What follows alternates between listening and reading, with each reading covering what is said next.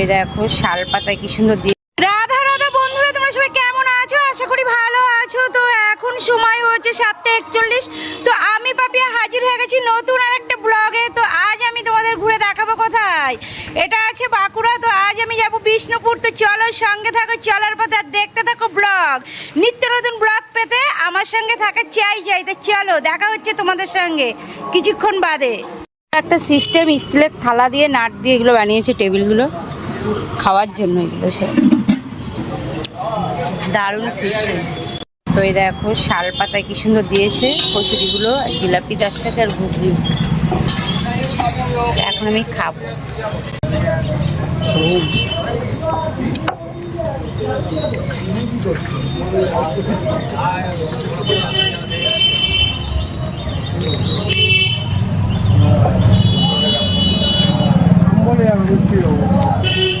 এবার যাচ্ছি আমি স্টেশনের দিকে।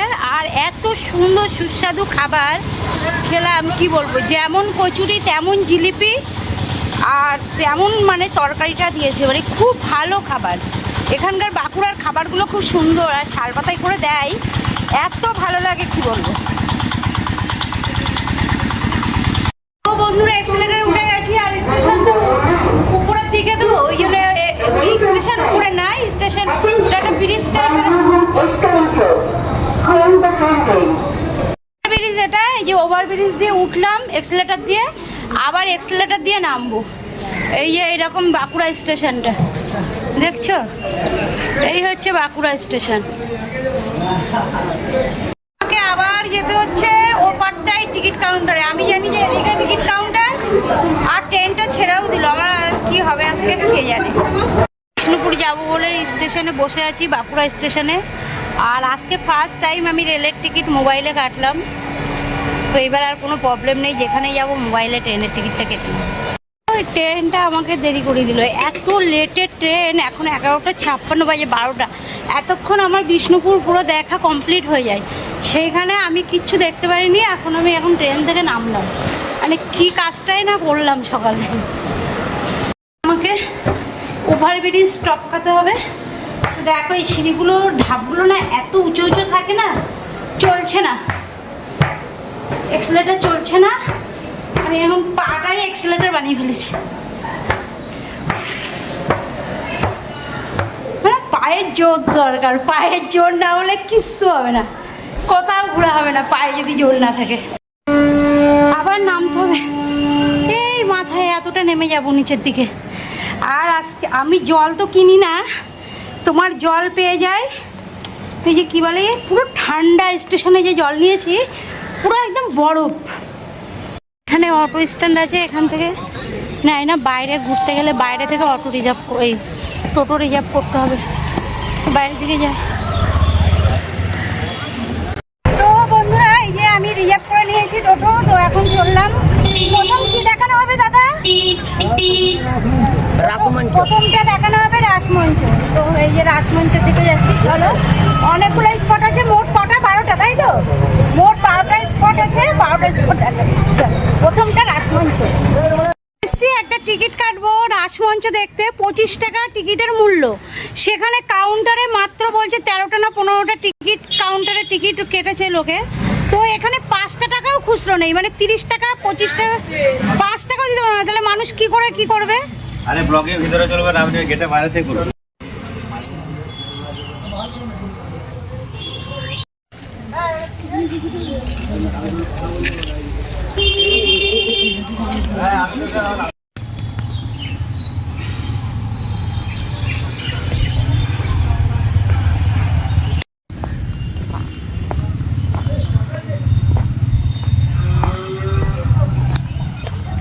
পুরো বন্ধুরা রাসমঞ্চটা ঘুরে দেখাবো।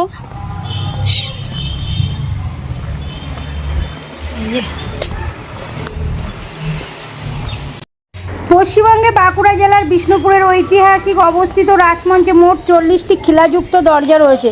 1600 সালে মল্লরাজ বীর হাম্বিরের নির্মিত এই অন্যান্য ইটের মন্দিরের চারিদিকে প্রতিটি বাহুতে 10টি করে দরজা আছে। আপনি যদি বিষ্ণুপুরের অন্যান্য দর্শনীয় স্থান বা অঞ্চলের স্থাপত্য সম্পর্কে আরও কোনো তথ্য জানতে চান, তবে আমাকে কমেন্টে জানাতে পারেন। এখানে ভিডিও করা বারণ নয়, এখানে কথা বলা বারণ। সাইলেন্ট মুডে তুমি ভিডিও করতে পারো, তো আমি কথা বলতে পারছি না, ওই জন্য সাইলেন্ট মুডে ভিডিও করছি। তোমাদের রাসমঞ্চেওটা কেমন লেগেছে সেটা কিন্তু অবশ্যই জানাতে পারো আমাকে। রাধা রাধা। এবার হচ্ছে রাজ দরবারে যাব। আর এইখানে যা একটা সমস্যা হলো, 5 টাকা রাখিনি, 30 টাকা খুচরো দিচ্ছি, তো 5 টাকাও দিতে পারবে না ফেরত, এরকম একটা সমস্যা, কি বলবো। তো দেখো এইটার কোনো দরজা নেই, তো এইখানে গুম করে দেওয়া হতো, এখানে নিয়ে এসে, বুঝেছো, এই যে শাস্তি দেওয়া হতো, সেই গুম ঘর এইটা, এর কোনো দরজা নেই। এর ভিতরে যাওয়ারও কোনো ব্যবস্থা নেই। ও, আর এই যে দেখছো এই গুম ঘরটা, এর উপর দিয়ে চৌবাচ্চা করা, এর ভিতরে ফেলে দেওয়া হতো, ব্যাস, তারপরে থেকে থেকে মরে যেত। হ্যাঁ, খাওয়া দাওয়ার কোনো গল্প নেই। এই যে গুম ঘর, এই যে গুম ঘর দেখানো হয়ে গেছে। এইবার যাবো অন্য জায়গায়, যাচ্ছি রাজ দরবার, মানে রাজা তো আর নেই, দরবারের দরজা আছে সেখানে, তাই তো, সেখানে সেই দরজা দেখবো, তাই যাচ্ছি। চলো রাজ দরবার চলে এসছি, দেখো রাজ দরবারে।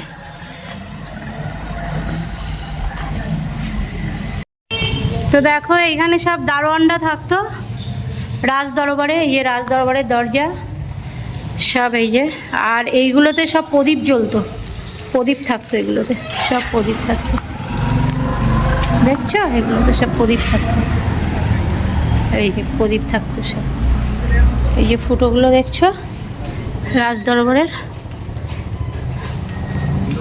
এই যে এগুলোতে সব প্রদীপ জ্বলতো। এখানে সব দরজায় সব সিকিউরিটি, রাজার সব দারোয়ান থাকতো, আর এইগুলো প্রদীপ জ্বলতো। কত ফুটো বাবা, কত প্রদীপ, কত ফুটো, সব দারোয়ানরা থাকতো এখানে দরবারে, রাজ দরবার।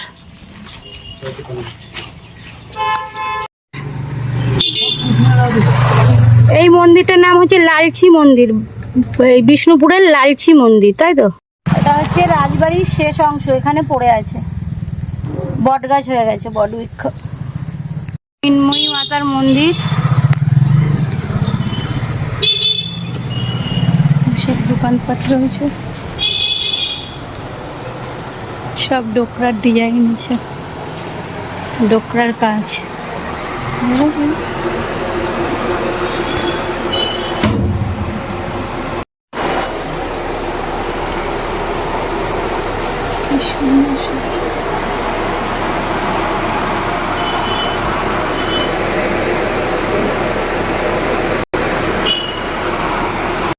নিতাই ঠাকুরের মন্দির দেখো, হ্যাঁ যাচ্ছি পুরো দেখুন।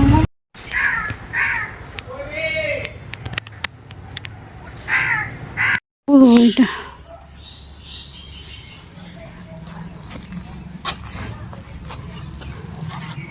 অসাধারণ কারুকার্য। তো কই আমার রাধা গোবিন্দ, এই যে রাধা গোবিন্দ, এই কই আমার রাধা গোবিন্দ। বাংলোতে চলে এসছি, এই দেখ, হ্যাঁ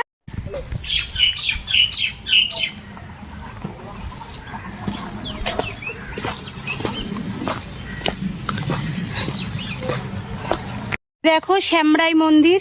তো এই মন্দিরের ভিতরে ঢুকবো আর মন্দিরটা একটু দেখবো, চলো। ভিতরে ঢোকা যাবে না, বাইরে দিয়ে দেখতে বলেছে। তো এই মন্দিরটি হচ্ছে টেরাকাটা মন্দির, মানে টেরাকোটার সব ডিজাইন রয়েছে, ভিতরে ঢোকা যাবে না। আর এই মন্দির তিনটে, এটা হচ্ছে পুরো মাটির, পোড়া মাটির মন্দির, তার জন্য টিকিট লেগেছে, আর বাদ বাকি সব পাথরের, ওই জন্য টিকিট লাগছে না। এইটা হচ্ছে পোড়া মাটির,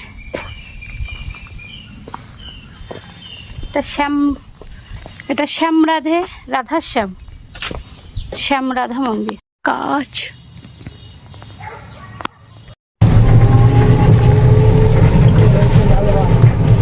বন্ধুরা এটা হচ্ছে লালবাদ। লালবাদ নাম কেন, লালবাদ নাম কেন? বন্ধুরা আমি চলে এসেছি লালবাদে। আর এইটা কেন লালবাদ নাম হয়েছে, যে রাজার যে রানী ছিল, তো তো রানীর কোনো বাচ্চা হচ্ছিল না, তা না হওয়াতে তো এই বাঁধে স্নান করাতে নিয়ে এসেছিল।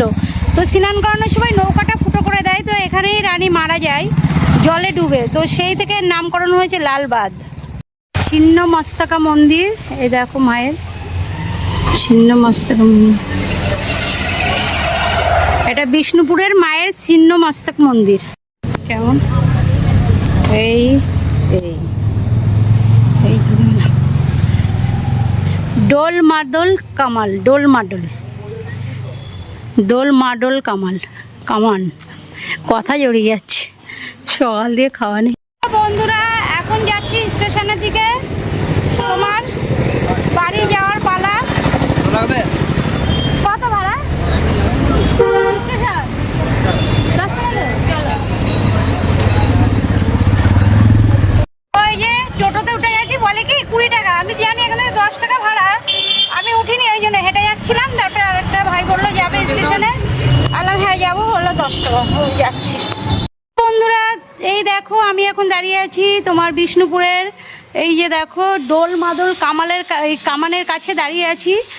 আর সব তো ঘুরে দেখালাম, যতটা পেরেছি চেষ্টা করেছি দেখানোর।